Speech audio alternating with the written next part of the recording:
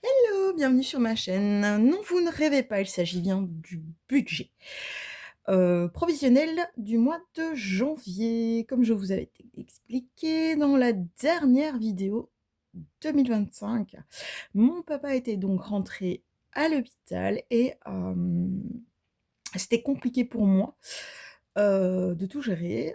J'avais déjà fait une première grippe et pas de suspense, j'en ai fait une deuxième. Donc en plus de ça, bon, là, il est sorti. On touche on touche du bois, c'est du bois, on touche du bois. Il est sorti, mais tous les rendez-vous, ont été pour moi parce que ma petite sœur n'avait toujours pas de permis. Donc ça a été pour moi, ça a été très, très, très, très dur. Pendant 1 mois et demi, j'ai couru, ouais, tous les rendez-vous et je vous assure que je suis bien contente de me poser un peu. Donc, on va voir ensemble, quel était le budget de janvier et dans la prochaine vidéo, on verra si ce budget a été respecté. Donc dans les charges fixes, on a les grands classiques à 20,05 €. L'électricité, attention, c'est une provision, d'accord, 80 €. Les assurances, donc là, c'est, assurance, habitation, assurance familiale et la voiture en omnium. Donc là, c'est 157,66 €. On part sur la CSC, donc le syndicat, vu que je suis, en arrêt de travail. C'est donc 8,68 €. On est sur vous, donc vous, ça comporte, internet et TV. On est sur 57 € et là, j'ai négocié parce que normalement, je devais être à 62 et quelque chose. On est sur l'abonnement, Proximus. Ensuite, là, c'est 26,99 €. Vous voyez, je fais l'effort, hein, étant, maman sur le haut de Belgique, je fais quand même l'effort. Avec les chiffres, on part sur le Prime, hein, le grand classique, Amazon, tout le monde connaît le montant. On n'oublie pas l'abonnement Netflix. Je ne saurais plus vivre sans Netflix pour ma part et vous? Dites-moi un petit peu.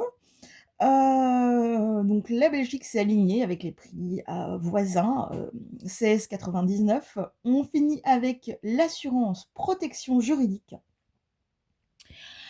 On est donc sur du 394,39 €. On part ensuite sur les charges variables.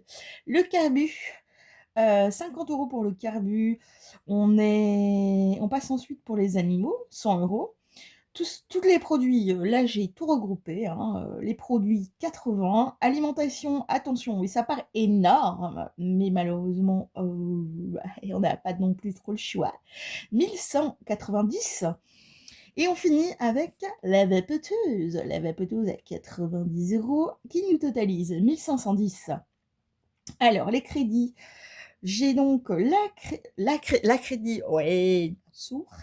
Le crédit voiture, donc la voiture, que vous voyez là, elle est 342.